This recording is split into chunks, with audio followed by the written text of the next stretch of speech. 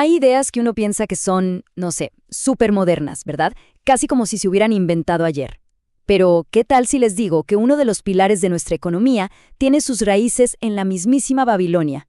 Bueno, hoy vamos a meternos de lleno en la historia del seguro, que es, créanme, mucho más antigua y fascinante de lo que parece. A ver, esta es la pregunta del millón, ¿no? ¿Cómo te preparas para algo que, por definición, no sabes cuándo va a pasar? Hablamos de incendios, de enfermedades, de cualquier cosa que nos puede cambiar la vida en un segundo. La incertidumbre siempre ha estado ahí. Entonces, ¿qué hacemos? Resulta que la respuesta, a lo largo de los siglos, ha sido increíblemente la misma. Exacto, juntos. Y ahí está el secreto de todo esto. Miren, la idea nunca fue, digamos, hacer desaparecer el riesgo por arte de magia. Eso es imposible. La idea, mucho más inteligente, fue compartirlo, que el golpe que le toca a uno lo podamos amortiguar entre muchos. Ese es básicamente el motor de esta historia que ya tiene, como ven, 4 milenios. Ok, empecemos por el principio. Para ver cómo esa idea tan simple se convirtió en la industria gigante que es hoy, tenemos que viajar muy, pero muy atrás en el tiempo. Mucho antes de que existiera la palabra póliza, las civilizaciones antiguas ya le estaban buscando la vuelta a este problema. Y miren esto, no fue cosa de un solo pueblo, para nada. Fue algo que surgió en todas partes casi al mismo tiempo. En Babilonia, hace casi 4.000 años, ya se establecían indemnizaciones para los trabajadores en el Código de Hammurabi. Imagínense, los egipcios y los romanos tenían sus, digamos, clubes para asegurarse un entierro digno, y los griegos, con sus erandi, tenían fondos para ayudarse entre ellos. Todos al final hacían lo mismo, poner un poco entre muchos para protegerse. Y bueno, a ese concepto hoy le ponemos un nombre: mutualización. Suena complicado, pero es súper simple. Es el principio de que muchas contribuciones chiquitas pueden cubrir una pérdida enorme e inesperada.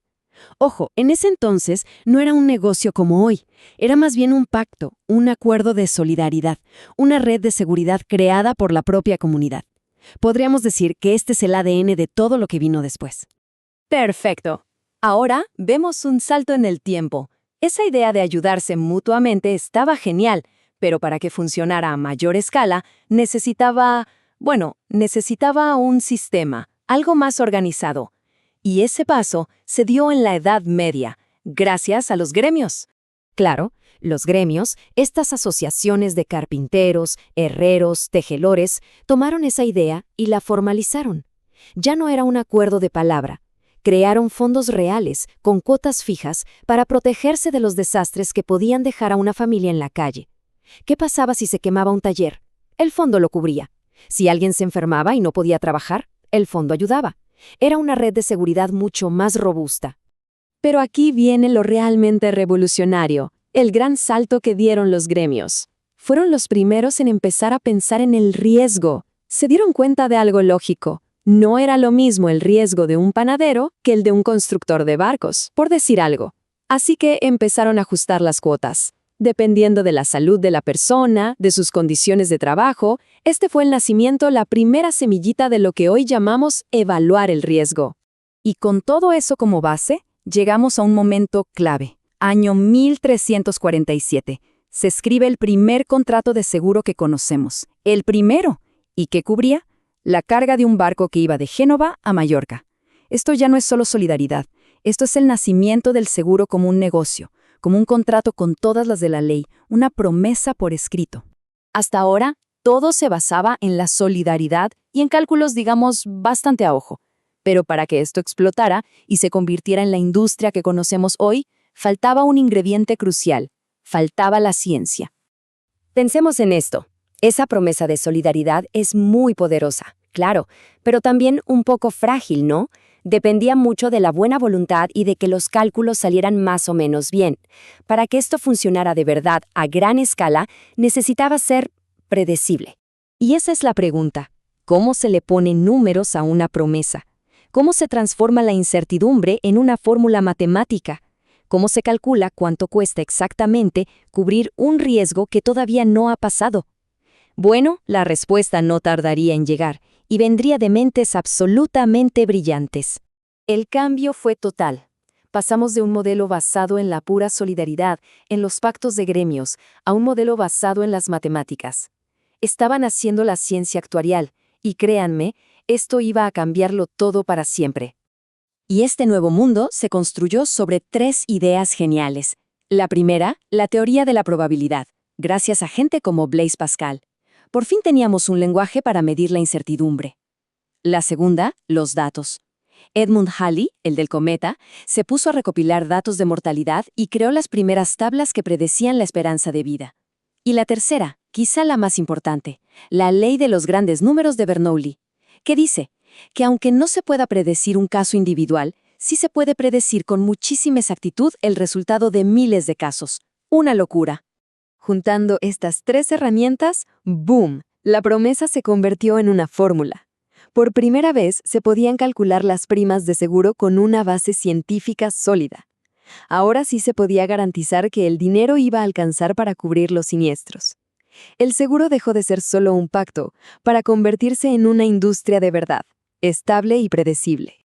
Bien, ya tenemos la ciencia, el motor estaba listo. Ahora solo faltaba la chispa que encendiera la expansión masiva de los seguros. Y esa chispa, irónicamente, fue un desastre gigantesco. Nos vamos a Londres, 1666. El gran incendio. La ciudad ardió durante días, miles y miles de casas y negocios hechos cenizas. Fue una tragedia terrible, pero demostró algo de forma brutal. La protección individual no servía de nada contra una catástrofe así. De la noche a la mañana, todo el mundo quería un seguro contra incendios. La demanda simplemente explotó. Y lo más curioso de todo es dónde nació este nuevo mercado. No fue en grandes edificios de oficinas, no. Nació en los cafés de Londres. En esa época, los cafés eran el centro de todo. Ahí se juntaban los comerciantes, los capitanes de barco, la gente con dinero, a cerrar tratos mientras se tomaban algo. Y el café más famoso de todos era el de un tal Edward Lloyd. Se especializó en noticias de barcos, así que se convirtió en el punto de encuentro para asegurar las mercancías que cruzaban el océano. Y con el tiempo, ese pequeño café se convirtió en lo que hoy conocemos como Lloyd's of London, uno de los mercados de seguros más importantes del planeta. De un café a un gigante mundial. Y a partir de ese momento, la cosa se puso seria. Se profesionalizó. En 1848 se creó el Instituto de Actuarios para ponerle estándares a la ciencia. Y luego, en los siglos XIX y XX, la idea cruzó el charco. Estados Unidos agarró el modelo, lo perfeccionó, lo hizo masivo y bueno, se convirtió en el mercado de seguros más grande del mundo. Ok, hemos viajado 4.000 años. La pregunta ahora es, ¿y todo esto por qué nos importa hoy?